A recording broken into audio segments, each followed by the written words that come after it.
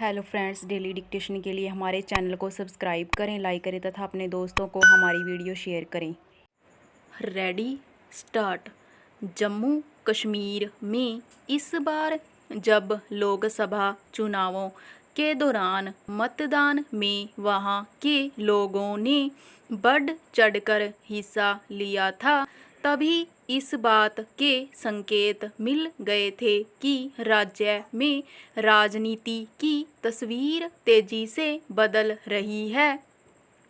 अब विधानसभा चुनाव के पहले चरण में 24 सीटों के लिए हुए मतदान में बुधवार को जिस तरह वहां 61.13% वोटिंग का आंकड़ा आया, उससे साफ है कि जम्मू कश्मीर के लोगों का भरोसा अब देश के लोकतंत्र में मजबूत हो रहा है और उसे ज़्यादा ताकत देने के लिए वे लोकतांत्रिक प्रक्रिया में उत्साह से हिस्सा ले रहे हैं।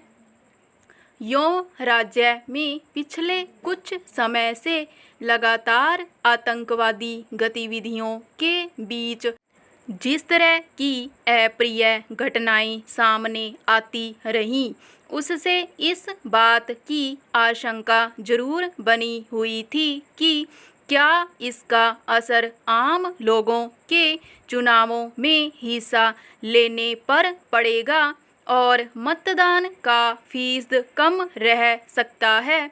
मगर इस डर को धता बताते हुए राज्य के लोगों ने अपना यह रुख स्पष्ट कर दिया कि वे अब वहां लोकतंत्र और राजनीतिक प्रक्रिया को मजबूत करने को लेकर गंभीर हैं। पहरा।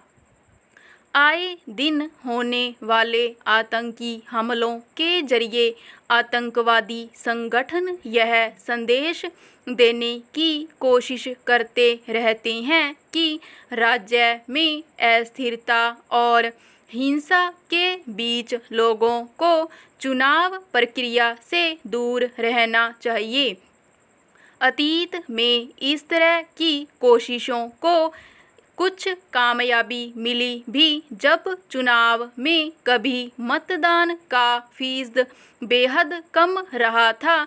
मगर मौजूदा समय में राज्य में लोकतंत्र को मजबूत करने के लिए केंद्र सरकार की ओर से जो भी राजनीतिक प्रक्रिया चलाई जा रही है, उसमें वहां की जनता की सकारात्मक प्रतिक्रिया उम्मीद जगाती है।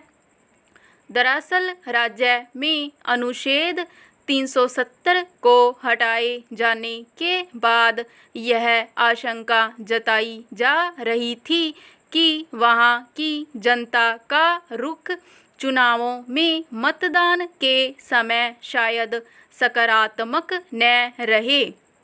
सही है कि राज्य में अब भी आबादी के कुछ हिस्सों में इस मसले पर अलग अलग विचार और असंतोष का भाव रहा है, बल्कि यह चुनावी मुद्दा भी बना और यह माना जा सकता है कि इस सवाल ने भी लोगों को चुनाव में हिस्सा लेने और अपनी राय जाहिर करने के लिए प्रेरक शक्ति का काम किया होगा। पहरा। यह बेवजह नहीं है कि न केवल मतदान केंद्रों पर लोग उम्मीद से ज़्यादा संख्या में उमड़कर आए, बल्कि शांतिपूर्ण तरीके से वोट डाला। एक समय था जब चुनाव की घोषणा के बाद आतंकवादी संगठनों की ओर से मतदान का बहिष्कार करने के लिए तरह तरह की धमकियां दी जाती थीं। इस बार भी एक और राज्य में चुनाव आयोजित कराने की तैयारी चल रही थी और दूसरी ओर लगातार आतंकवादी संगठनों की ओर से कहीं सीमा पर घुसपैठ का प्रयास किया जा रहा था, कहीं लक्षित हमलों में हत्याएं की जा रही थीं, तो कभी सुरक्षा बलों के शिविरों पर हमले किए जा रहे थे। ऐसा करके आम जनता के बीच आखिर क्या संदेश देने की कोशिश की गई?